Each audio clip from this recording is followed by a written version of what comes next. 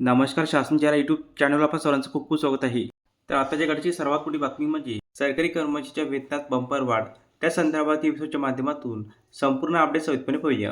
केंद्रीय कर्मचाऱ्यांना लवकर सॅलरीमध्ये वाढण्याची बातमी मिळू शकते, कारण जुलैमध्ये डी म्हणजेच महागाई भत्त्याची समीक्षा केली जाते.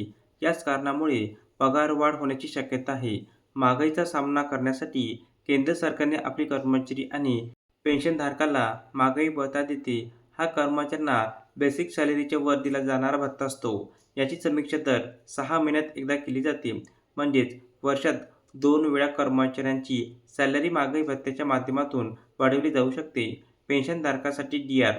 जसं कर्मचाऱ्यांना महागाई भत्ता म्हणजे डी-ए मिळतो, तसंच पेन्शनधारकांना दिलासा म्हणजेच डिअरनेस रिलीफ मिळतो. यामुळे पेन्शनधारकांना वाढत्या महागाईचा सामना करण्यास मदत मिळते.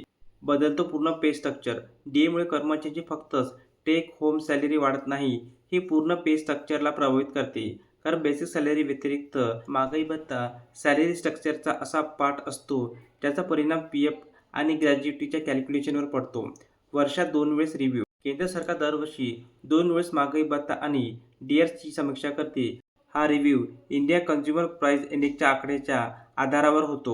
सॅलरी बदलणे अनिवार्य नाही. महागाई भत्त्याचा आढावा जानेवारी आणि जुलैमध्ये घेण्यात येतो. त्याबाबतची घोषणा अनुक्रमे मार्च आणि ऑक्टोबरमध्ये केल्या जातात. मागच्या वेळेस किती वाढला होता? गेल्या वेळेस सरकारने महागाई भत्त्यामध्ये 2% वाढ केली होती, म्हणजेच 58% वरून 60% केले होते.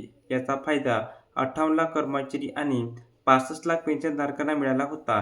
एस-सी-पी-आयच्या आकडेवारीनुसार यावेळेस 3 ते 4% वाढची अपेक्षा आहे. धन्यवाद.